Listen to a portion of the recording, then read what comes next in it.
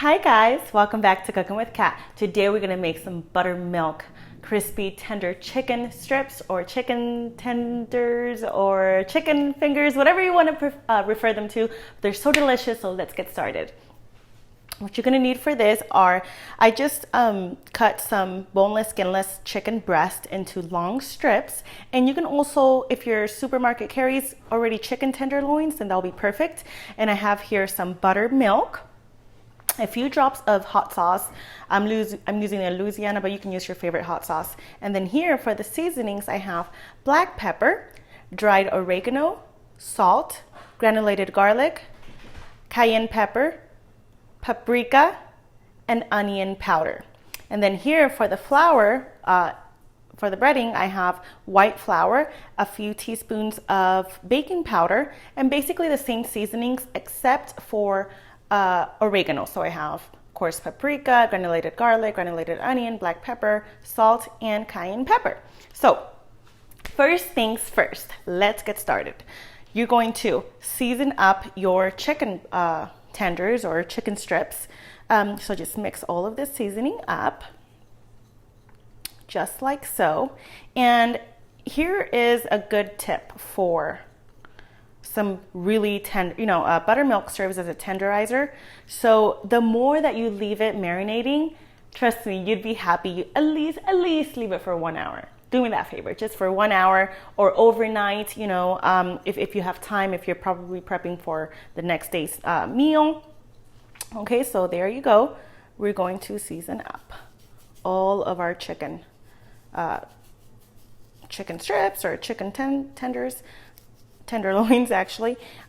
So here's the thing, if there's any excess fat that comes or that tendon, that white long strip, you're gonna have to bone that out or just cut it out, because that makes the chicken tough and you don't want that. So there you go. Here's what I'm gonna do. I'm going to just give it a good mix with your very clean hands, of course.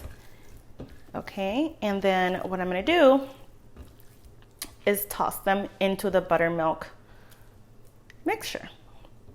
So grab all of them, and you can say, well, that's a lot of buttermilk. Well, we're going to double dip the chicken, and plus I'm gonna make some more additional after for tomorrow. So yeah, crucial mistake, but it's okay. Both of my hands are wet. So just add your additional seasonings. And guys, trust me, you wanna season up your chicken tenders always. Even if you're seasoning up your flour, always make it good. And just absolutely, this is optional, but I add just a few drops of hot sauce. But you can totally omit this step if you'd like. Okay, so if you can zoom that in, all that you guys are going to do is just mix everything together and let it be submerged in the buttermilk for at least 1 hour, 4 hours, 6 hours overnight, like I mentioned. Cover it in plastic. Meanwhile, you put that into the refrigerator. Get yourself an oven baking dish with a cooling rack, and then we're gonna get ready and just do the whole breading. We'll be back. So after a little over an hour, our chicken has been marinating in the buttermilk mixture with the seasonings. So we're gonna get ready to do our next step, which is prepare the flour. So in your flour, you have a few teaspoons of baking powder, and you're gonna add your seasonings, okay? So just dump in all of your seasonings, and you have to remember, and this is a very important step, that all of the dried seasonings that you added are very nicely combined, so you wouldn't have any clumps of just, one specific seasoning or anything like that. So mix it well. You can use, a whisk or a fork or a spoon, anything as long as you mix it thoroughly. Okay, so that sounds good. And you're gonna have your oven dish and a baking, a cooling rack over your baking dish. And this is where we're going to set our chicken strips. All right, that should be fine. Lovely. And here's what I do. just to create that extra, you know, that extra clump or that clumpy texture, I take a few tablespoons, actually, to prevent a mess, I'm just gonna add it on here, of the buttermilk mixture, and then stir it in, about 3 big tablespoons. And then I just grab a fork and mix that in. You see how it's creating, you know, those clumps? That's what you want on your chicken because it's gonna create such a beautiful texture. Okay, so just stir all that in. I'm just gonna add about 1 more. Oh well, if it drips, it's fine. Okay. You guys, this is gonna be great. Trust me, you're gonna love these chicken tenders. So, okay, that is okay. Should be good for now. Just gonna grab I'm gonna try to keep one hand wet and one hand dry. Don't kill me if I don't. So look at that. Oh, it's so tender already. So what I do is, see, it's just gonna grab it. Just make sure that you shake off just the excess buttermilk and then dredge it in the flour.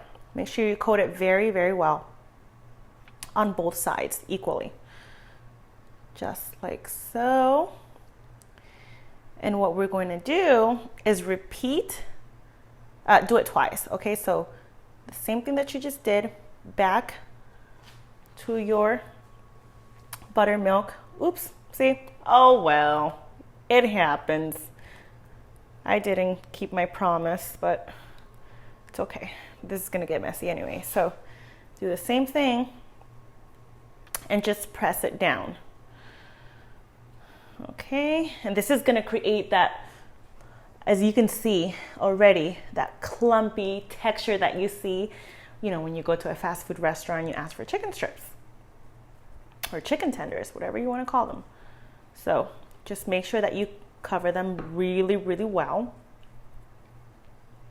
just like so, and then just kind of shake off the excess quite a bit and place them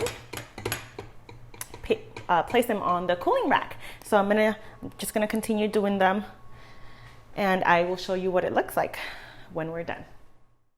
So after you finish breading all of your chicken strips, chicken tenders, you're going to make sure that you do this because it's very important. Leave it in the rack for about 15 minutes at room temperature outside, not in the refrigerator, so that it can just, you know, set.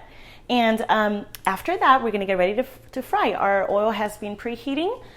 You absolutely do not want to cook this or fry this in high heat. You want to do it medium to a little bit of a medium high because you don't want to burn the outside and then the inside be raw. You want everything cooked thoroughly. So what I'm going to do is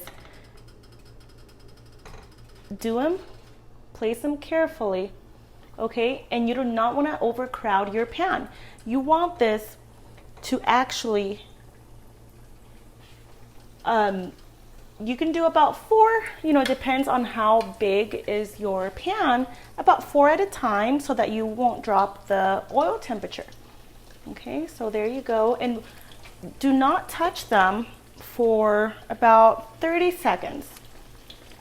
You do not want to move them around, okay? So I'm just going to leave it like that. And after a few seconds, then you want to just give them a good move so that they won't stir. So just something like so. That should be good enough. Make sure that, especially if you're not using a non-stick pan, you want to just make sure. See, there you go. So medium, cook them in batches, 4 to 5 strips, depending how big is your pan at a time, and I'll show you what they look like.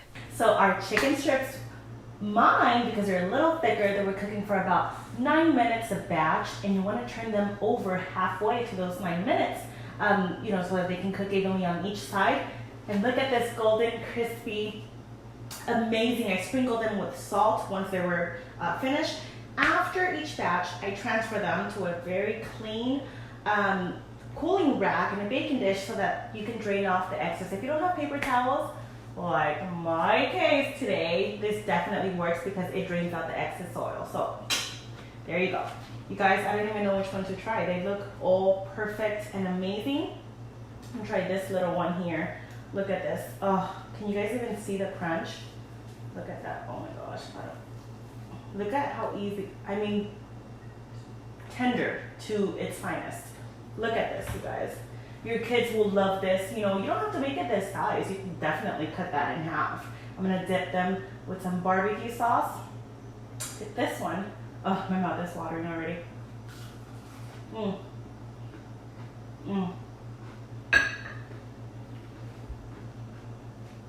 Guys, this is the perfect, most tender buttermilk chicken tender crisp. Chicken. Goodbye. Thank you guys so much for watching.